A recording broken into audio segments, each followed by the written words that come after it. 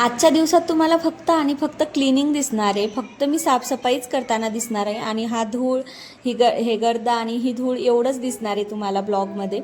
तर ना मी आंघोळीच्या वगैरे आधी म्हटलं हे सर्व आवरून घ्यावं आणि गर्दा एवढा जास्त झाला होता ना, खूप जास्त. त्यामुळं मग मी हे करत बसली आहे आणि आपू हे पसारा पाड ते पसारा पाड, त्यामुळे तर जास्तच होतो. आता काय झालं होतं, आपण यामध्ये रबर तिचे सगळं सामान महत्त्वाचं असलं ना, पिना वगैरे त्या पण टाकून देते ती. आणि झाडण्याच्या मधात पण एवढी मधामधात करते ना, खूप जास्त. हा एवढा गर्दा आमचा 2-3 दिवसाचाच आहे. मला ना आता आमचा बेड गेला तेव्हापासून जास्तच अवघड चाललं आहे. आता ही गादी आम्ही खाली टाकली आहे आणि तो रेंटचा बेड होता, तर तो आम्ही वापस केला कारण की आम्हाला नवीन घ्यायचा आहे. त्यामुळं तर तोपर्यंत म्हटलं गादीवर झोपलं तर चालतं आहे खाली, कारण की जितक्या दिवस होऊ शकेल तितक्या दिवस आम्ही ॲडजस्ट करणार आणि नंतर जेव्हा गरज पडली तेव्हा बेड घेणार.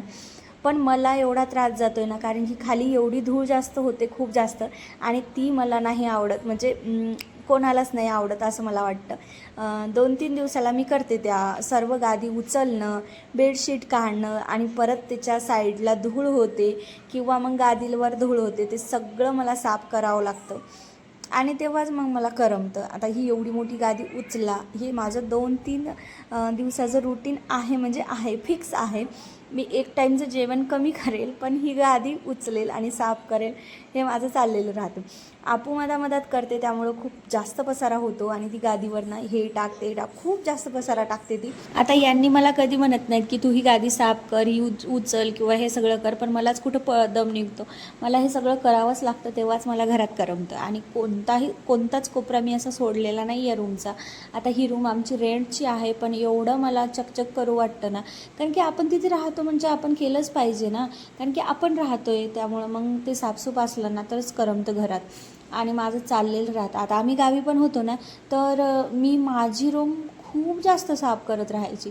जाळंच झालं, कपाटामध्ये हेच झालं तेच झालं करून मी ते सगळं साफ करायचे. आणि माझीच रूम नाही, मी किचन पण हो, काही पण हो, माझा स्वभावच तसा बनलेला आहे की मला तिथली वस्तू तिथंच लागते आणि सगळं टापण असं माझं पहिल्यापासून ठरलेलं आहे. त्यामुळं मला ते करमत नाही. आणि प्रत्येक बाईला हे असं असतंच की चला करूया साफ वगैरे. त्यामुळं मग ना मी हे साफ करायला घेतली होती. आता ही गादी एवढी मोठी काढली आणि हे मला 2-3 दिवसाला मिळून करावंच लागतं, कोणी म्हणो किंवा नाही म्हणो. आता काय होतं, आम्ही तिघीजणी राहतो इथे, पण काम 4-5 माणसाचं पण कमी असेल एवढं काम पुरतं मला. काय होतं ना, अप्पू सगळ्यात जास्त धिंगाणा करते. अप्पू आणि तिच्या मागे मागे तिचे पप्पा पण काय कमी नाहीत करत धिंगाणा, खूप जास्त धिंगाणा करतात. म्हणजे ना जिथली वस्तू तिथेच सोडून जातात. त्यांना काही घेणं देणं नसतं की कोण उचलेल ते किंवा हिलाच त्रास होईल, कोणालाच काही घेणं देणं नसतं. आपल्यालाच करावं लागतं. आणि मला तो पसारा पडला ना, तर अजिबात आवडत नाही. मी एक टाईम जेवण नाही बनवणार त्यांच्यासाठी आणि माझ्यासाठी, पण घर क्लीन करेल, हा माझं चाललेलं राहतं. आता रोजचं रुटीन ना, फरशी या गादी खालून काय पुसल्या जात नाही, त्यामुळं मग आज मी चकचक मस्त छान अशी फरशी पुसून घेणार होती. आणि रोजच्या प्रमाणे मस्त छान असं ऊन पडलं होतं, खूप छान वाटत होतं. पण थकवा पण खूप जास्त आला होता. अजून स्वयंपाक बाकीचं सगळंच माझं राहिलं होतं. मी हे क्लिनिंग करत बसली ना की बाकीचं सगळं राहून जातं. आणि आपण काय ठरवून जातो की रोज आपल्याला ना एखादं दुःख असलं ना की कसं होतं की यार हे दुःख नव्हतं पाहिजे, आपण काम केलं असतं, असं आपण म्हणून ढकलून देतो. म्हणजे आपली थोडीशी तब्येत बिघडली ना की आपण म्हणतो की आज जर मी बिमार नसते ना, मी हे केलं असतं. आणि आपण बिमार ज्या दिवशी नसतो ना किंवा आपण आनंदात असतो ना, आपण त्याचा विचारही नाही करत. म्हणून ना मला असं वाटतं की पैशापेक्षा जास्त सुख आणि आपली हेल्थ खूप इम्पॉर्टंट आहे. म्हणजे ना आपली तब्येत जर चांगली असली, आपण जर ना धडधाकट असलो किंवा कोणतंही काम करायला आपलं म्हणजे हात पाय सगळे चांगले असले ना, तर कोणतंच काम करायला मला तरी वाटते की नाही, म्हणजे थकून जायला नको, करत राहायला पाहिजे आपण. कारण की पडून राहिल्यापेक्षा ना काम केलेलं कधी पण चांगलं. आणि हे कधी जाणवतं माहिती आहे का, जेव्हा आपलं कधी काही दुखतं ना, तेव्हा आपल्याला हे जाणवतं की यार आपल्याला काम होतं तेव्हाच चांगलं होतं, हे पडून पडून आता चांगलं नाही वाटत आहे. तर अशा काही गोष्टी घडतात आणि कधी कधी माझ्यासोबतही तसं होतं. कधी कधी मी या कामाला खूप जास्त कंटाळून जाते आणि असं वाटतं की यार जाऊ देत, आता दुखू दे काहीतरी आणि मी मस्त पडून राहू देत. पण त्यात पण आपल्या कोणी काळजी घेणारं नसतं ना. छोटं बाळ असतं, परत सगळीच जिम्मेदारी आपल्या एकट्यावर असते. आपल्या घरात दुसरे कोणी माणसं असले तर ठीक आहे, आपण त्यांच्या अंगावर टाकून देऊ शकतो. पण जेव्हा आपल्यावरच येते ना, तेव्हा असं वाटतं नको, कामच केलेलं बरं, दुःख अजिबात नको. आणि तेव्हा ना पैसा पण काम करत नाही आणि काहीच नाही. आपली हेल्थ खूप इम्पॉर्टंट आहे. म्हणजे ना, आपण जर चांगलं असलो ना, आपलं कोणतं दुःख नसलं, आपलं काही दुखत नसलं तर खूप चांगलं आहे. इथं आपू माझ्या मधामधात ना इतकं करत होती, मस्त तिला चटई टाकली ना, तिला वाटत होतं की ती चटई घेऊया आणि मला ओढत न्यावं मम्मीने. पण काम इतकं जास्त झालं होतं ना, थकून गेली होती मी. अजून जेवण, आंघोळ, बाकी सगळं. आता ही गादी आमच्या गावाकडून आली होती ना, तेव्हाच मी याची कवर आणि सगळं धुवून मस्त छान असं घातलं होतं. कारण की ते म्हटलं प्रवासात इतक्या ट्रॅव्हलिंगमधून आली आहे तर खूप जास्त खराब आणि धूळ झाली असेल. इथे माझा मोबाईल असा पडला होता आणि नंतर मग मी परत स्टँडला लावला आणि परत मग शूट करायला घेतला. आता ना तिकडून गादी आली होती तेव्हाच मी ही खोळ वॉश केली होती. आता काय माहिती मी कधी करते ती तर. आणि हे त्याला थकून जाते, मला एकट्याला काय ती निघत नाही. आणि यांना म्हटलं ना की ते बोलतात की बाई तुला जे करायचं ते कर, मला काही यातलं सांगू नको. त्यांना खूप जास्त कंटाळा येतो, कारण की ऑफिसचं असतं टेन्शन, बाकी पण गोष्टी राहतात. जसं आपल्याला घरामध्ये काम असतात तसं आता थोडंफार समजून घ्यायला लागली आहे. आणि ना कधी कधी काय होतं की आपण समजून घेतलेलंच बरं पडतं. आपण वाद घालत बसलं ना तर खूप जास्त वाद होऊन जातात आणि मग ते आपल्याला सहन नाहीत होत, अशा टाईपमध्ये असतं. आता इथे मी बेडशीट आथरत होती तर आपू पण मधात चाललं होतं, मम्मा मी आथरते. तिला साईडला करणं आणि तिला ना बाजूला करून मला हे सगळं शूट करणं इतकं अवघड आहे. तिला मी डायरेक्ट आता टेबलवर बसून आली होती आणि मी बेडशीट आथरणार असं सांगून आली होती. ती अजिबात ऐकत नव्हती. एका साईडचा माझा पोछा पण मारायचा राहिला होता.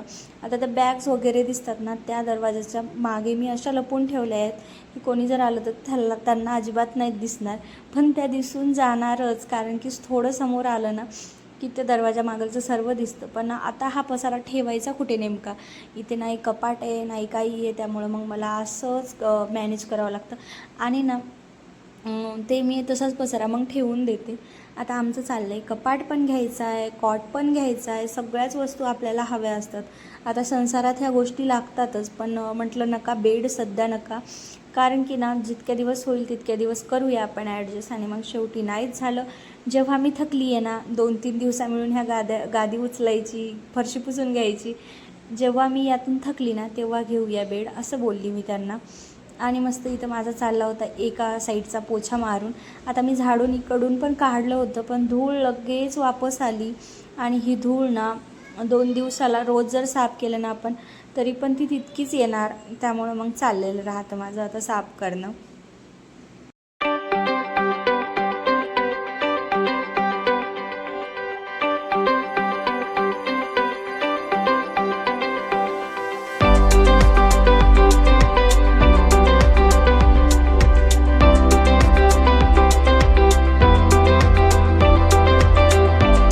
एवढा साफसफाईचा किडा ना कोणाच्याच अंगात नसावा जितका माझ्या आहे.